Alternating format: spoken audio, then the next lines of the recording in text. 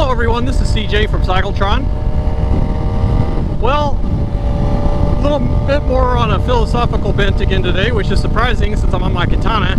Usually riding my Vulcan or Roadster puts me in that frame of mind. But today's Sunday. On Friday I had lunch with a friend of mine. He's 67 years old.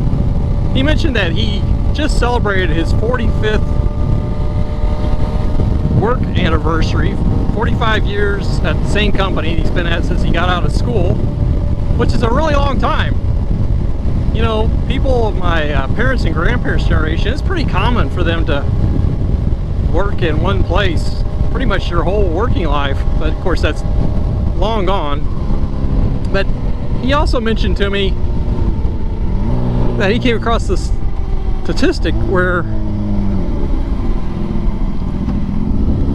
30 years ago, men between the ages of 18 and 30, 80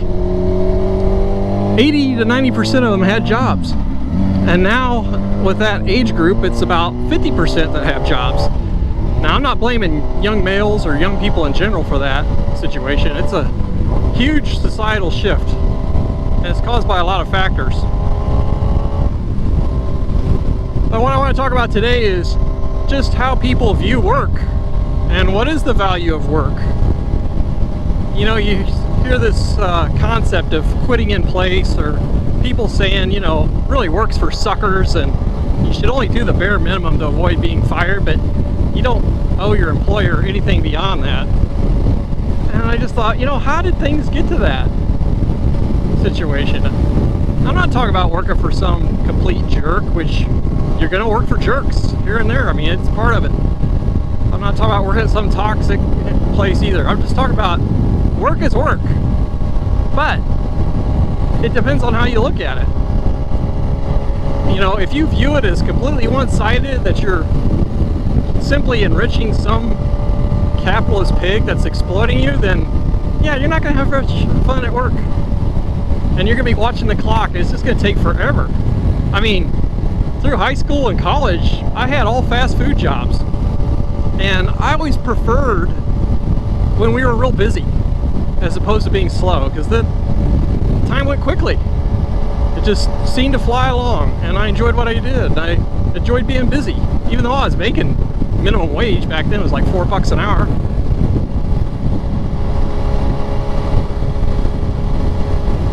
So even with inflation, that's similar to $8 an hour today.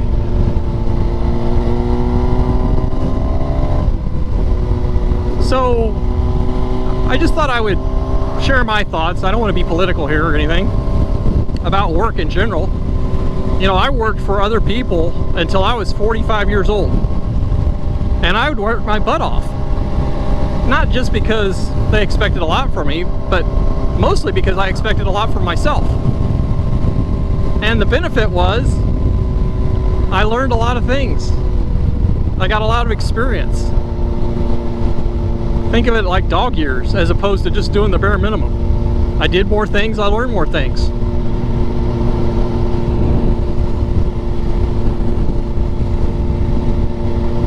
And it put me in a much better position to start my own company when I was 45 years old. Looks like we got some time to vlog here. I'm headed out to get gas, but it's going to take a bit. You know, back in June, I had COVID for the first time. And as I mentioned in my other videos, I've had my own company for the last 15 years. So I had a job I had to do for a client out on a construction site. So it's really physical. It was 100 plus degrees, high humidity. And I was just zapped. I had no energy. I felt terrible. I thought I had a sinus infection, which I tend to get fairly often. And I just pushed myself through it. I just marveled though. I was thinking, am I getting too old for this? What happened? Nothing in the tank. And I just pushed through it because, you know, I didn't feel great, but the client was counting on me. I could have told him, hey, I don't feel good. Let's just push it off another day or two. It would have cost them money. It would have set back their schedule, but they would have understood. But no, I sucked it up and got it through. Not because of the money. I would have gotten paid the same amount of money. I would have gotten paid the same amount of money if I'd just done it 2 days later. but I felt a sense of obligation. I care about the client. I pushed through. So I was doing it as much for them as I was for me. In fact, more so for them. Well, it turned out I had COVID. Now, if I had known I had COVID, I would have stayed home for sure. But what made me think about this is my friend who just celebrated his 45th work anniversary mentioned that, you know, he's had to take off sick here and there, which is a new thing for him, and he was just starting to wonder how much longer could he work. I'm like, well, what are you talking about? He goes, well, yeah, I had to take off sick a couple of weeks ago. And I'm like, yeah, well, do you do that very often? He's like, no. He goes, I look back, I had a 10-year stretch where I didn't take one day of sick leave, not even 1 hour. He just kind of like me, you don't feel good, you show up and do your job anyway. Now, I'm not putting that out there as some big virtue. It's just kind of a mindset and a sense of obligation. And again, as long as you're doing it as much for yourself, if not more than other people, or indirectly anyway, you're not going to resent it. And good things can happen. And later in life, you'll be in a position to buy a lot of things at your discretion, like motorcycles and fast cars and whatever else you want to spend your money on. But if you're just going to try and get through life with the bare minimum, it's just going to hurt you. It's going to hurt society as a whole. I mean, if you think of it competitively relative to other countries, but more so it's going to hurt you. So my advice is to try and get to a situation where other people are relying on you to do your job. And even if other people means just you, do it for yourself. Now, the one thing about working all the time you have to watch out for is that it becomes a habit. And then you find yourself kind of feeling lost when you're not busy. I tend to fall into that. Part of it is I got some form of ADD and anxiety where I always just have to be doing a million things, productive things that is. Otherwise I feel like I'm a loaf and things are going to fall apart. So you got to watch that, don't fall into that trap. But obviously there's a huge shift in society about people's view about work. And it reminds me of that story by Alan Watts about the Chinese farmer. I'll put a link to that video in the description here, because I'm just going to quickly summarize it. But in essence, how people view work is merely an appearance. You know, it's really neither one thing or the other. It's just depending on what you attach to it. So the story with the Chinese farmer goes something like, you know, his farmer's horse runs off in the middle of the night, and the next day his neighbors are telling him, hey, that's a bad deal, you know, your one and only horse is gone. And the farmer says, maybe. And it turns out the next night his horse comes back and 5 wild horses follow it back. So now he's got 6 horses. And his oldest son is working to tame the 5 wild horses and ends up breaking his leg. And again, the neighbors come in to try and comfort the guy, saying, you know, that's bad luck, that's your oldest son, he's the real productive one here in your family. And the farmer again says, maybe. And then the very next day the government comes through trying to conscript young males for the army, and they can't take his son because of the broken leg. So, you know, the idea in a nutshell is things are what they are. They're neither good nor bad unless you attach that viewpoint to them. So in a smaller way, I think that's how you could summarize people's view about work. You know, used to be everybody was focused on what it took to earn a living, to support themselves, or to support a family, fit in with broader society for their own reasons. And people who didn't have jobs were embarrassed about it,